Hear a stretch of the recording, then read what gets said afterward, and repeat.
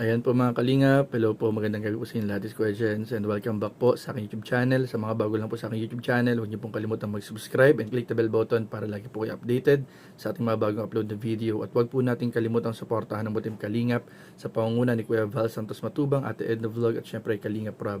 At pakisuportahan din po ang mga kasamahan sa Butim Kalingap. Nandiyan po ang K-Boys, Kalingap Partner, Kalingap Reactor, at lahat po ng charity vloggers sa buong Pilipinas na tumutulong sa mga kababayan po natin na ngayon at may hirap. Suportahan po natin lahat, guys. So, itong vlog natin ngayon mga kalingap, short vlog lang po ito kasi meron na naman tayong mga nababalitaan, kumakalat, may mga nagme-message po sa akin, may mga nakikita po ako sa social media, may mga nagsisend po sa akin ng mga screenshot, ng mga kung ano-ano, ang dami pong nakakarating sa atin mga kalingap. At dito po sa vlog na ito ay lilinawin po natin at papaliwanagan po natin ang lahat. Susubukan ko po mga kalingap na may paliwanag po sa lahat ang totoong sitwasyon, ang dapat nating gawin sa mga oras na ito mga kalingap. Kasi mga kalingap, nakakapagod na rin, sa totoo lang nakakapagod na pong magpaliwanag. Paulit-ulit po tayo ng pagpapaliwanag sa mga viewers, sa mga supporters, sa mga taga-suporta ng Jomcar, na kahit ano pong lumabas na issue ay wag po kayong basta-basta magpapa-apekto at maniniwala. Ilang beses na po, kahit po sila Carla na nagsabi, si Papa Joms na ang nagsabi, si Kalinga Prab na ang nagsabi, mga K-Boys, mga nandito sa Dait, mga nakasama, sila Kuya Bal pa nga sinasabi, sobrang tatag na nga ng Jomcar. Kahit po mga kalingap, kahit ano po makita po nating issue sa social media, ay wag po kayong basta-basta maniniwala. Lalo na't alam po natin mga kalingap na matatag po ang mag-agum na Jomar and Carla. So, recently, meron na namang mga sumbong, merong mga nababasa tayo sa social media na meron yung nagsusumbong daw na may video, may picture, na may kasama daw mga barkada, si Papa Joms to kagabi sa Bagasbas. Ito po mga kalingap, nakarating sa akin yung video and napakalayo ni Papa Joms. Napakalayo po ni Papa Joms mga kalingap doon sa pwesto ng mga sinasabing kaibigang babae. Ang katabi po ni Papa Joms doon sa video, nakita ko yung video, mga kalalakihan po, mga lalaki at may mga babaeng kaibigan. And isa po sa sinasakit ng ulo ko ngayon at talagang nanggigigil din akong ipaliwanag mga kalingap. Wala pong masamang makipagkaibigan si Papa Joms o magkaroon ng ibang kaibigan si Papa Joms. Tayo pong lahat, tao lang din po si Papa Joms. Tao lang din si Carla. Mga kalingap, normal po sa tao nagkakaroon ng ibang group of friends, ibang kasama, ibang kakilala. Ang hindi po normal yung pong pag-iisip ng mga patuloy na gumagawa ng issue. Hindi po normal yan, guys. Sobrang ang sakit niya na sa ulo, sa totoo lang. Yung mga paulit-ulit na nagtatanong, pumapansin sa issue, paulit-ulit na ginagawa niyong issue, lahat ng makikita, lahat ng mapapanood, lahat ng mababasa, patuloy niyo pong ginagawa yung issue. Kaya sinasabi ko po sa inyo, mga kalingap, wala pong ibang babae sa buhay ni Papa Joms. Si Carla lang. Carla lang po mga kalingap. Huwag niyo na pong gawa ng kwento, huwag niyo nang pag-isipan ng hindi maganda si Papa Joms kasi kawawa naman po yung tao.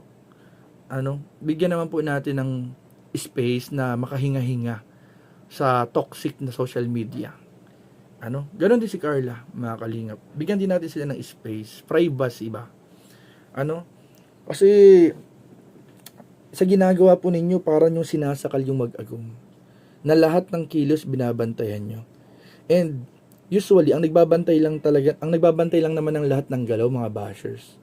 So, kung may mga nagbabantay sa bawat galaw ng dalawa, bashers yan, mga bashers, naghihintay na may masilip, kahit wala namang dapat silipin, gagawa ng istorya para kunwari may issue, at ipapakalat, ipopost.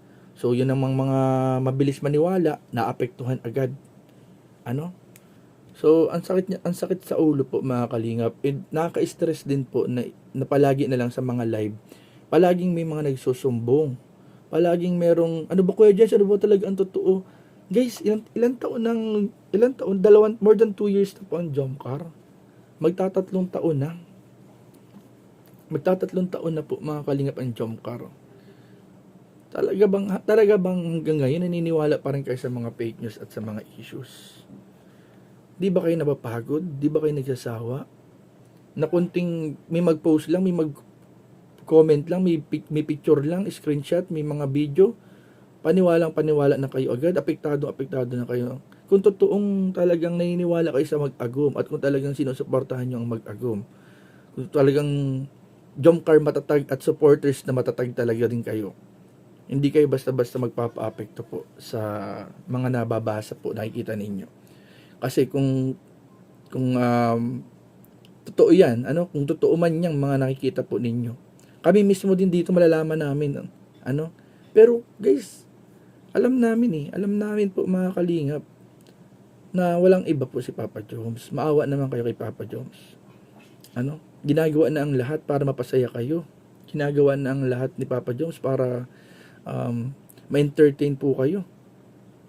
Maibigay yung mga bagay na dapat nga private lang nilang mga privacy lang nilang mga kiligan moments. Dapat supposedly dapat kung may mga kiligang moments yung mag-agum, dapat private lang nila mga privacy lang nila na mga galawan yun. Pero isinishare po nila sa video, sa vlogs, para mabigyan tayo ng kaligayahan, mapasaya tayo, mapakilig tayo.